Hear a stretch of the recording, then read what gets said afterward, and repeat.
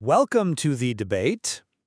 Imagine handing a $20,000 luxury watch to a master horologist. Right, a seasoned professional. Exactly.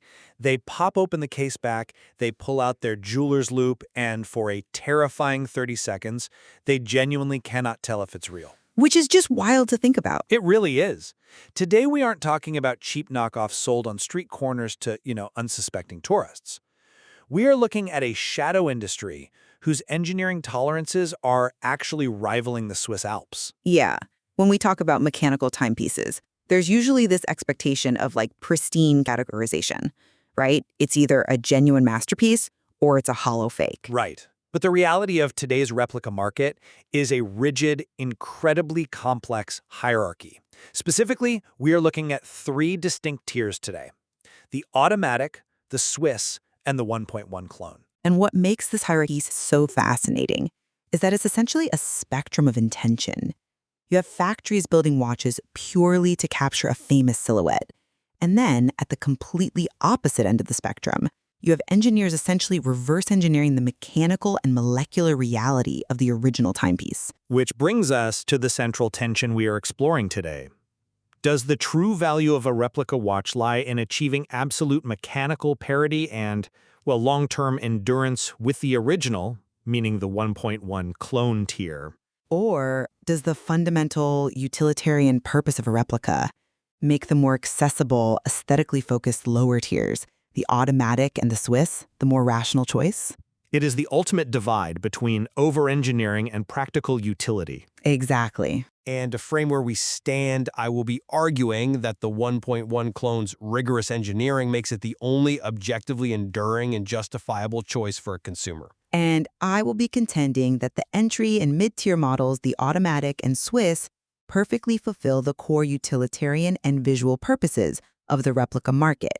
And they do it without engaging in unnecessary and, frankly, contradictory overcapitalization. Let's dive right into the deep end then. My perspective is that a replica's worth is defined by its mechanical truth and its behavior, not just its external visual shell. Okay, but Let me just finish this thought. The 1.1 clone is the ultimate realization of horology in this specific space. We are talking about near chronometer standards. right, so highly accurate. Very. That means an accuracy of plus or minus 5 seconds per day, or even better in some cases. That isn't just imitation. That is rigorous watchmaking. These clones exactingly mirror the original movement architecture. The actual layout of the gears. Yeah, for anyone who isn't a watchmaker, movement architecture means the physical layout of the engine inside. True realism requires identical behavior, the exact same gear ratios, the same oscillation, the same rhythm of the balance wheel. To me, the highest tier represents an undeniable engineering achievement rather than just, a mere costume piece. Well, we are definitely starting from a fundamentally different philosophical baseline here. The core premise of a replica, historically and practically, is to provide an accessible entry point into mechanical horology. Accessible? Sure, but at what cost to quality? But that's the thing. It democratizes an aesthetic and a basic mechanical experience that is otherwise gate-kept by artificial scarcity and exorbitant pricing. That goal is perfectly elegantly met by the automatic and Swiss tiers. I disagree that it's perfectly met. Hear me out, though.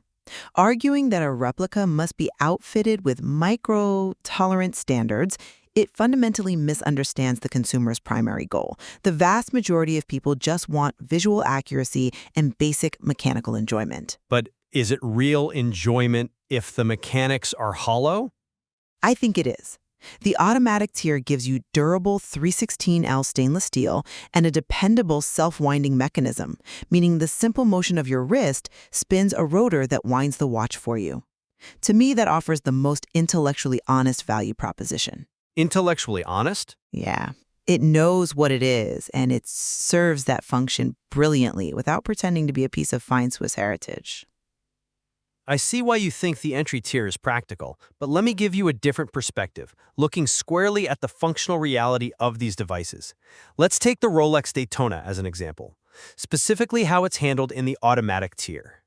Okay, the Daytona, a classic chronograph. Right. So a chronograph means it has those three little subdials on the face, used for timing, like a stopwatch built into the watch.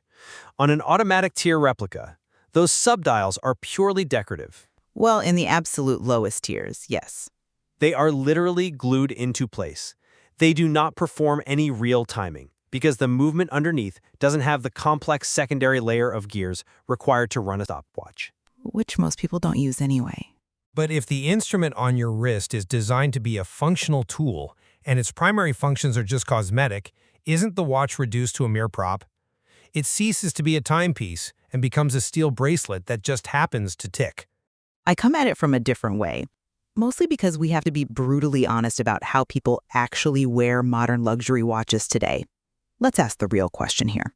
How many people wearing a genuine $20,000 Daytona are actually engaging the vertical clutch on their chronograph to time lapse at a racetrack? Well, perhaps not racing cars, but measuring cooking times or timing a parking meter, maybe? Even then, it is exceedingly rare. I mean, we all use our smartphones for that now. For the casual wearer, advanced complications are an aesthetic preference, not a daily utility. So it's just jewelry to you? The visual display is the function for that specific user. They want the look of the intricate dial. But let's say you are a purist and functional accuracy is strictly required. You don't have to jump all the way to the 1.1 clone and pay a massive premium to get that. The Swiss tier perfectly bridges this gap. How so? Because my understanding of the Swiss tier is that it's still fundamentally a compromise. It's a brilliant compromise, though. The Swiss tier utilizes high-fidelity cloned movements, where the date, the GMT hands, and crucially, the chronograph functions actually work. Right. But how do they achieve that? And the way they do this is fascinating. They often use modular movements. They take a reliable base engine and bolt a timing module on top of it. You get the operational integrity, the hands sweep, the timers tick, the buttons click, without demanding the extreme obsessive precision of a 1.1 clone. But it's bolted on. It's not integrated. Right, but the 1.1 clone tries to integrate everything into one insanely complex layer just because the original did. With the Swiss tier, you get a fully functional machine that doesn't require a climate-controlled lab to justify its existence. It's like dropping a highly reliable Honda engine into a Ferrari body. That sounds terrible. It drives perfectly fine, it looks amazing, and it does exactly what you need it to do. I am just not convinced by that line of reasoning, because the tactile sensation gives the game away instantly. You might have a working chronograph module bolted onto a Swiss tier movement, but the behavior of the watch is wrong. The average user won't notice. They will if they listen. Let's talk about rotor noise. In a lower tier or even a Swiss tier movement, the rotor, the semicircular metal weight that spins to wind the watch, often uses cheaper ball bearings, or it lacks the microscopic lubrication tolerances of the high-end clones. Okay, yes, it can be a little noisy. A little. When you move your wrist, you can actually hear it grinding or zipping inside the case. A genuine luxury watch and a 1.1 clone is practically silent. Sure. And the sweep of the second hand is smoother because the beat rate is higher. You can feel the compromise every time you look at your wrist. I'm sorry, but I just don't buy that the compromise is a negative thing when you factor in the economics. Let me tell you why. We have to look at the definition of value here. Okay, let's look at value. Spending $1,000 upfront for a 1.1 clone, it contradicts the very foundation of why these alternatives exist in the first place. Let's break down the math. Let's hear it. Consider a $200 automatic watch. It has a baseline lifespan of about 2 to 3 years before the lack of lubrication or the lower grade metals cause the movement to seize up. Mathematically, that costs the consumer about 18 cents per day over a 3-year lifespan. If it even lasts the full 3 years. True, but for a casual enthusiast, that is a vastly safer investment. You are protected by a standard warranty, usually a year, and you have a 30-day return policy to see if the watch even fits your lifestyle. If you accidentally smash it against a door frame or if your taste just changed, you're only exposed to a $200 liability. Wait. Let me make sure I'm wrapping my head around this cost analysis.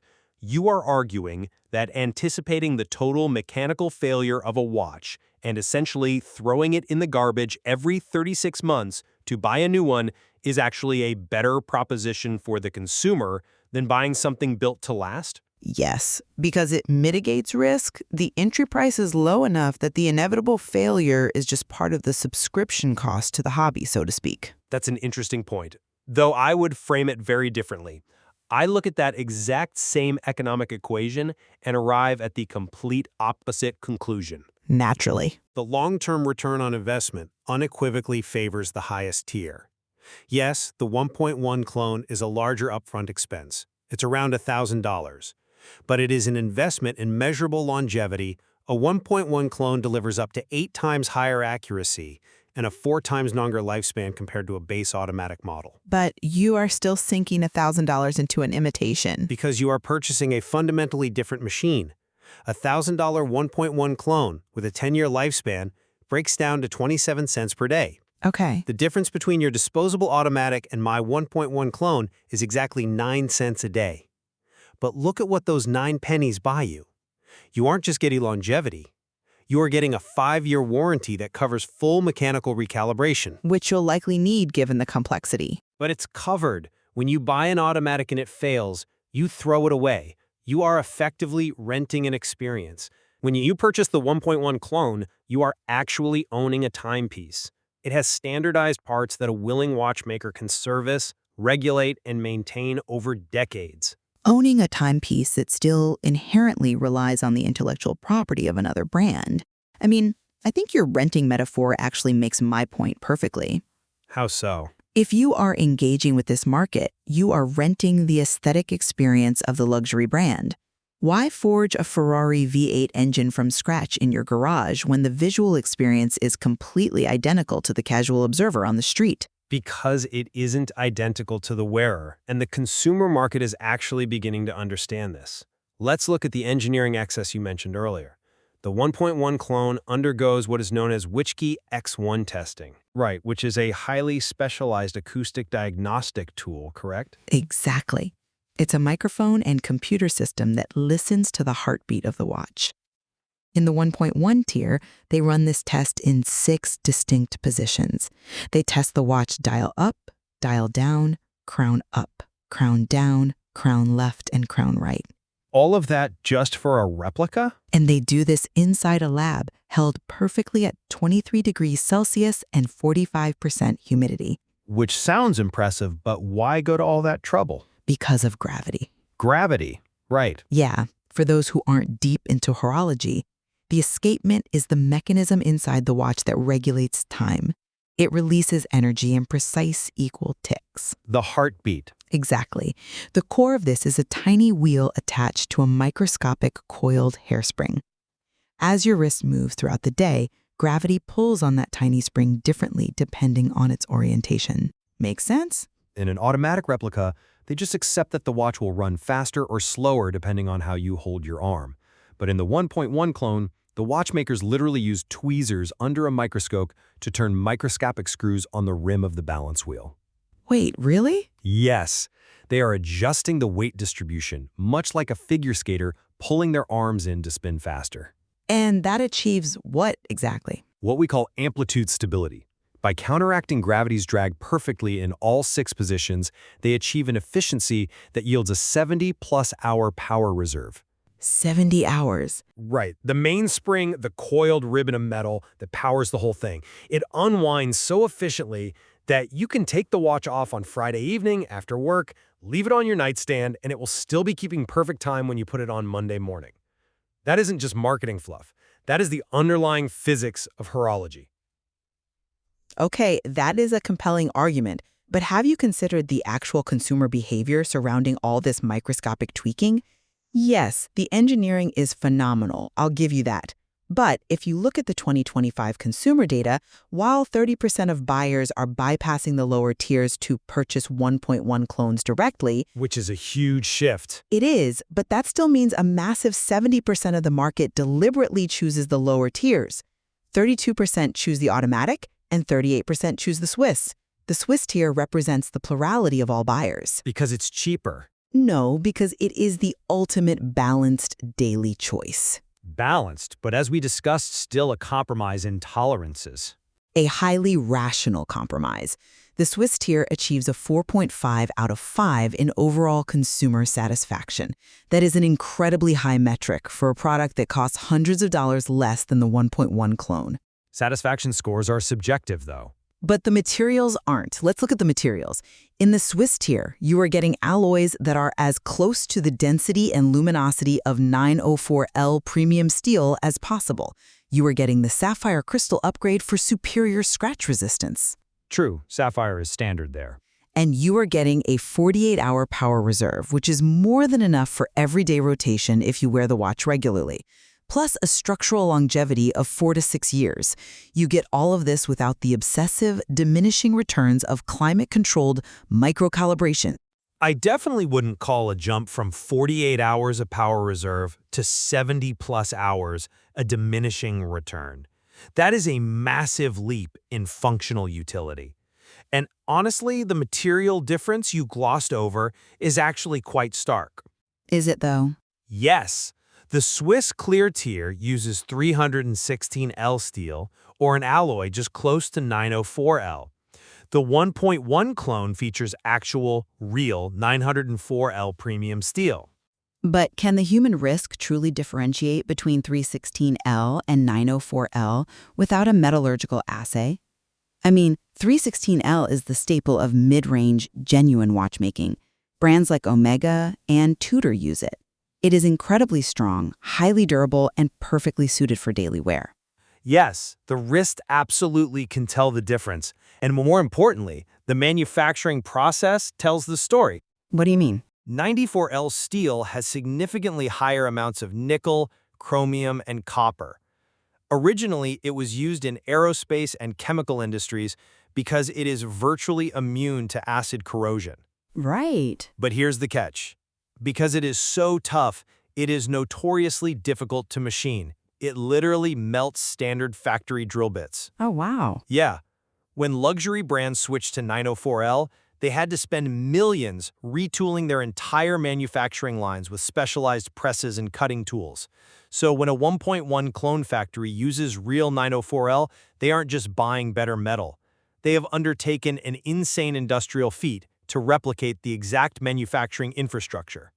Okay, that is an incredible detail. And it pays off. The 904L steel is heavier on the wrist, it is warmer to the touch, it takes a polish unlike anything else, maintaining a specific, brilliant shine for decades. You can observe the light reflection on the sharp edges of the case. It's crisp and unmistakably high grade. I see. Add to that the double anti-reflective coating applied to the sapphire crystal on the 1.1 clone. It allows 40% higher light transmission and reduces reflection to less than 2%. So the glass is practically invisible? Exactly. When you look at the face of the watch, the crystal practically vanishes. The dial looks suspended in midair. That pristine clarity, combined with the silent, smooth shake of the rotor we talked about earlier, is exactly why the 1.1 clone correlates to a massive 42% repurchase rate. That is 2.3 times the industry average. Look, I acknowledge the tactile differences exist, and the manufacturing hurdles are, frankly, monumental. But we have to ask ourselves a structural question here. Okay. At what point does the pursuit of perfection fundamentally alter the nature of the object? If a manufacturer is putting this much profound, grounding effort into engineering, sourcing aerospace-grade 94L steel, melting standard drill bits, and running witchy X1 acoustic diagnostics, why not just create an original watch brand? Ah, well, that is the million-dollar question. Right. By pouring all this genuine mechanical artistry into a replica, it creates a strange, almost absurd cognitive dissonance. The automatic and Swiss tiers completely avoid this dissonance. By aiming lower? No. Being honest, they simply say, I am a reliable, beautiful proxy. They provide the users who start their journey there exactly what they need. The look, the motion, the status, without overanalyzing the escapement mechanism. They don't pretend to be high horology, they provide the joy of the aesthetic. See, I actually think the dissonance you're describing is exactly what makes the 1.1 clone so fascinating. Really? Absolutely. It proves that a replica can transcend mere imitation to become a genuine mechanical feat in its own right. It challenges the established hierarchy of luxury by proving that the meticulous, microscopic engineering, the very heartbeat of the watch, can be achieved outside the Swiss Alps. That's a bold claim. But the data backs it up. It justifies its higher tier of ownership because it refuses to cut the corners that the automatic and Swiss tiers are defined by. It answers the ultimate question of, what if we tried to do this perfectly? And my summary of the situation is that the automatic and the Swiss tiers are what brilliantly democratize this entire hobby. They provide practical, low-risk entry points and dependable refinement. They satisfy the vast majority of consumer needs: visual accuracy, respectable sweeping hands, and robust durability, all without over-engineering the solution. They never lose sight of the fact that a replica is, at its core, an accessible alternative. Well, it is clear we are looking at two very different philosophies of value here today, but I think we can both acknowledge the objective metrics we've discussed. The progression from automatic to Swiss, and from Swiss to the 1.1 clone, is not just marketing semantics or arbitrary pricing. No, not at all. It represents measurable, physical transformations in the structural density of the metals, the sophistication of the gear trains, and the power reserve achieved. Absolutely. The data is empirical. The jump in satisfaction scores, the reduction in daily time drift down to mere seconds, the sheer weight of the metals. These are undeniable realities of the manufacturing process. I think our discussion perfectly captures a sentiment often shared in horology circles. Automatic entertains, Swiss impresses, and 1.1 clone endures. That line really does synthesize the landscape perfectly. And, it reflects the broader value of understanding these highly technical parameters.